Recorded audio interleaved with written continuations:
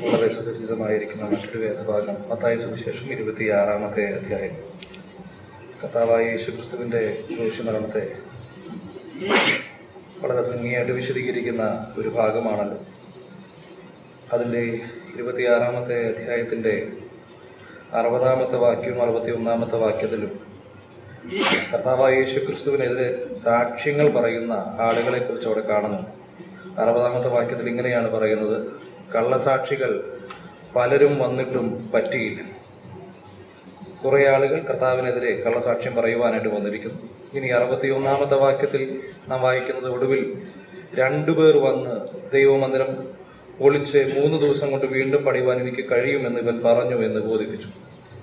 അപ്പോൾ അടുത്തതായിട്ട് കള്ളസാക്ഷികൾ പലരും വന്നു, കൂടാതെ 2 പേർ പുതുതായിട്ട് വന്ന് ദൈവമന്ദിരം പൊളിച്ച് 3 ദിവസം കൊണ്ട് പണിയുമെന്ന് പറഞ്ഞ് ആ നിലയിൽ കർത്താവിനെതിരെ പറയുവാൻ ശ്രമിക്കുന്നതായിട്ട് കാണുന്നുണ്ട്.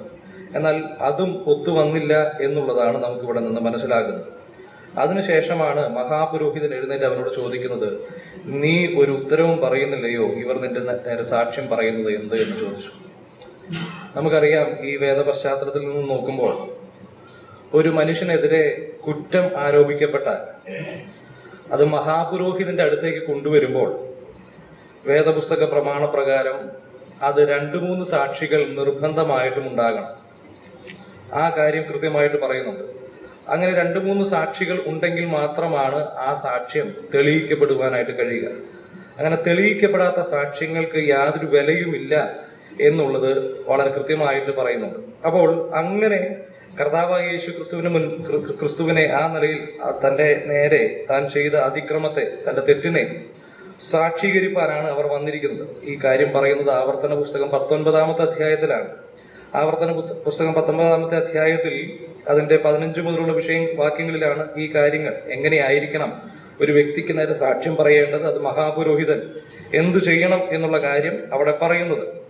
അപ്പോൾ അവിടെ പറയുന്ന കാര്യം ഇങ്ങനെയാണ്. 16-ാമത്തെ വാക്യത്തിൽ, ഒരുത്തന്റെ നേരെ അകൃത്യം സാക്ഷീകരിപ്പാൻ ഒരു കള്ളസാക്ഷി അവന് വിരോധമായി എഴുന്നേറ്റാൽ തമ്മിൽ വ്യവഹാരമുള്ള 2 പേരെയും യഹോവയുടെ സന്നിധിയിൽ അന്നുള്ള പുരോഹിതന്മാരുടെയും ന്യായാധിപന്മാരുടെയും മുൻപാകെ നിൽക്കണം. എന്നിട്ട് 18-ൽ പറയുന്നു, ന്യായാധിപന്മാർ നല്ലവണ്ണം വിസ്താരം കഴിക്കണം. അപ്പോൾ ഈ പറയുന്ന വ്യക്തികൾ പുരോഹിതന്മാരുടെ മുൻപാകെ നിന്നുകൊണ്ട് തൻ്റെ നേരെ, ഒരു വ്യക്തിക്ക് നേരെ ആരോപണം ഉന്നയിക്കുന്ന വ്യക്തികൾ കൃത്യമായിട്ട് അത് വിശദീകരിച്ച് പറയണം. അങ്ങനെ ഈ പറയുന്ന മൂപ്പന്മാരാണ് അത് തീരുമാനിക്കേണ്ടത്. ന്യായാധിപന്മാരും മഹാപുരോഹിതന്മാരുമാണ് തീരുമാനിക്കേണ്ടത് പറഞ്ഞത് ശരിയാണോ എന്നുള്ളത്. എന്നാൽ ഇവിടെ നാം വായിച്ച വേദഭാഗത്തിൽ ആവർത്തിച്ച് പറയുന്ന കാര്യം, ഈ കള്ളസാക്ഷികൾ ഒന്നും ഒത്തുവന്നില്ല എന്നുള്ളതാണ്. ഒത്തുവന്നില്ല. അങ്ങനെയെങ്കിൽ അടുത്ത പ്രമാണം ഈ ആവർത്തന പുസ്തകത്തിൽ പറയുന്നുണ്ട്.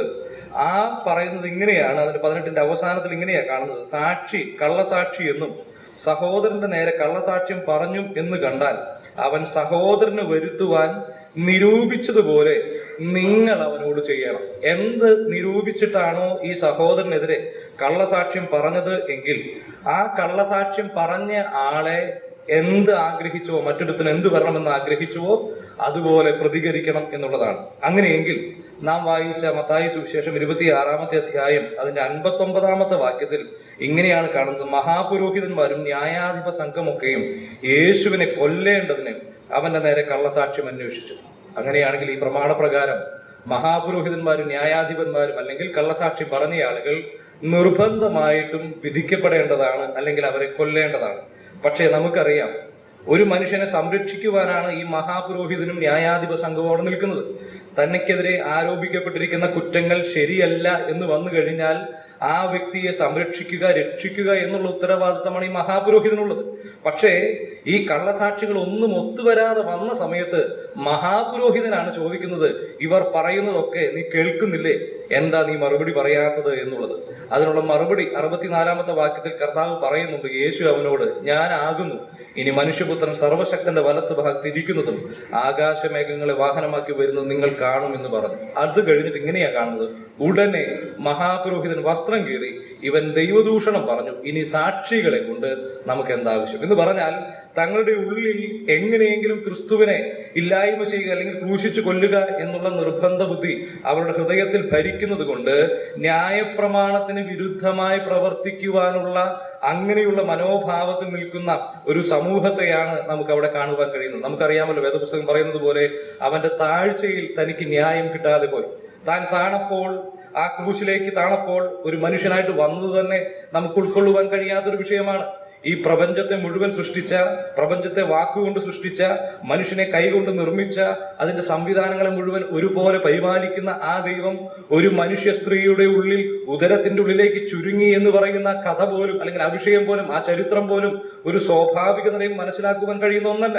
അത്രമേൽ ഇടുങ്ങിക്കൊണ്ട് ഒരു മനുഷ്യനായി ഈ ഭൂമിയിലേക്ക് പിറന്നു വീണ ആ കർത്താവായ യേശു ക്രിസ്തു തന്റെ താഴ്ചയുടെ പടികൾ താണ്ടും തോറും തനിക്ക് ലഭിക്കേണ്ടുന്ന ന്യായങ്ങൾ, അല്ലെങ്കിൽ തനിക്ക് ലഭിക്കേണ്ടുന്ന അനുകൂലമായ വിധികൾ പോലും ലഭിക്കാതെ ഏറ്റവും താഴ്ചയിലേക്ക് പോയി ന്യായം കിട്ടാത്തൊരു മനുഷ്യനായിട്ട് നിൽക്കുകയാണ്.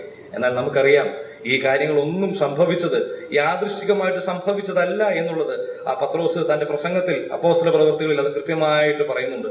യേശുവിനെ കാണിച്ച, അല്ലെങ്കിൽ യേശുവിനെ ചൂണ്ടിക്കാണിച്ചുകൊണ്ട് താൻ പറയുന്നത് ഇങ്ങനെയാണല്ലോ: ദൈവം നിങ്ങൾക്ക് കാണിച്ചു തന്ന പുരുഷനായി നസ്രായനായ യേശുവിനെ ദൈവം തന്റെ സ്ഥിര നിർണയത്താലും മുന്നറിവിനാലും ഏൽപ്പിച്ചിട്ട് എന്ന് പറഞ്ഞാൽ, കർത്താവായ യേശു ക്രിസ്തു നാം നേരത്തെ കേട്ടത് തന്നെ, നമ്മെ കറയുമില്ലാതെ, ചുളിവില്ലാതെ, യാതൊരു കുറവുമില്ലാതെ ദൈവസന്നിധിയിൽ നീതിമാന്മാരായി ദൈവത്തിനോട് ചേർന്ന് നിൽക്കുവാൻ കഴിയുന്ന നിലയിലുള്ള ആ നിലവാരത്തിലേക്ക് നമ്മെ ഉയർത്തുവാൻ ദൈവത്തിന് നമ്മോട് പ്രസാദം തോന്നിയപ്പോൾ, പാപികളായ നമ്മെ അങ്ങനെ ഒരു സ്ഥാനത്തേക്ക് എത്തിക്കുവാൻ ദൈവത്തിന് പ്രസാദം തോന്നിയപ്പോൾ, തെറ്റുകാരായ നാം യാതൊരു സാക്ഷികളുടെയും ആവശ്യമില്ലാതെ വിധിക്കപ്പെടേണ്ടുന്ന നാം ദൈവസന്നിധിയിൽ അങ്ങനെ ഇല്ലാത്ത മനുഷ്യരായി, കുറ്റമില്ലാത്തവരായി നിൽക്കുവാൻ ദൈവത്തിന് നമ്മോട് പ്രസാദം തോന്നിയപ്പോൾ, കുറ്റമറ്റ, പാപമില്ലാത്ത, പാപമറിയാത്ത, പാപം ചെയ്യാത്ത, യാതൊരുത്തിനും സാക്ഷ്യം പറഞ്ഞാൽ ഒത്തുവരുവാൻ കഴിയാത്ത പാപരഹിതനായ കർത്താവായ യേശു ക്രിസ്തു ഇതാ പാപം ഉള്ളവനായി, അല്ലെങ്കിൽ പാപം ഏറ്റപ്പെട്ടവനായി പാപിയെ പോലെ പരിഗണിക്കപ്പെടുന്ന ഒരു ചിത്രമാണ് കാണുന്നത്. എന്റെ പ്രിയപ്പെട്ടവരെ, നമ്മെ പ്രതി, നേരത്തെ നാം ചിന്തിച്ചതുപോലെ തന്നെ, നമ്മെ പ്രതി ദൈവം തന്റെ പുത്രനെ ഏൽപ്പിച്ചു കൊടുത്തപ്പോൾ, നമ്മെ ഈ ദുഷ്ടലോകത്തിൽ നിന്ന് വിടുവിപ്പാനായി പുത്രനായ ദൈവത്തിനെ നമ്മോട് മനസ്സിലവ് തോന്നിയപ്പോൾ തന്നെ ഏൽപ്പിച്ചു കൊടുത്തപ്പോൾ, ആ ചിത്രമാണ് അവിടെ കാണുന്നത്. തനിക്കെതിരെ സാക്ഷികളൊന്നും വരാതിരുന്നിട്ടും അവിടെയൊന്നും യാതൊരു മറുപടിയും കൂടാതെ ദൈവസന്നിധിയിൽ താഴ്ന്നു നിൽക്കുന്ന, ക്രൂശിലേക്ക് നടന്നു പോകുന്ന ഒരു കർത്താവായ യേശു ക്രിസ്തു. എന്റെ പ്രിയപ്പെട്ടവരെ, ആ ക്രൂശ് നമ്മെ വീണ്ടും ഓർമ്മിപ്പിക്കുക.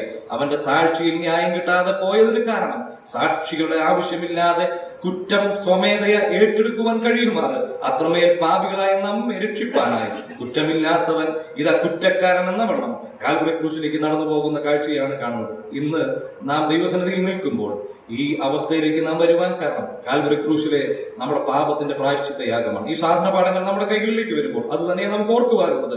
കുറ്റമറ്റ, പാപരഹിതനായ, പാപമില്ലാത്ത ആ പരിശുദ്ധനായ ദൈവം പാപി എന്നവണ്ണം എനിക്ക് പകരമായി എണ്ണപ്പെട്ടത് കൊണ്ട്, താൻ തന്നെ ഏൽപ്പിച്ചത് കൊണ്ട് ഇന്ന് ദൈവസന്നിധിയിൽ കടന്നു വരുവാൻ കഴിയുന്ന മനുഷ്യരായിട്ട് നാം നിൽക്കുന്നു. കാൽവരി ക്രൂശിന്റെ ചിത്രം നമുക്കറിയാം. എന്റെ പ്രിയപ്പെട്ടവരെ, അങ്ങനെ നമ്മെ സ്നേഹിച്ച ആ കർത്താവായ യേശു ക്രിസ്തുവിന്റെ സ്നേഹത്തെ, നമുക്ക് വേണ്ടി തന്നെ ഏൽപ്പിച്ചു കൊടുത്ത പുത്രന്റെ സ്നേഹത്തെ, നമുക്ക് വേണ്ടി പുത്രനെ ഏൽപ്പിച്ചു കൊടുത്ത പിതാവാം ദൈവത്തിന്റെ സ്നേഹത്തെ ഒരിക്കൽ കൂടെ നമ്മുടെ ഹൃദയം കൊണ്ട് കണ്ടുകൊണ്ട് ആ ജീവിച്ച് അടക്കപ്പെട്ട്, മരിച്ച് അടക്കപ്പെട്ട്, ഉയർത്തെഴുന്നേറ്റ് ഇന്നും ജീവിക്കുന്ന ആ കർത്താവായ യേശു ക്രിസ്തുവിനെ സർവ്വ ബഹുമാനത്തോടും കൂടെ ആരാധിക്കുകയും മഹത്വപ്പെടുത്തുകയും ചെയ്യും. അവിടുത്തെ നാം മഹത്വപ്പെടുമാറാകട്ടെ.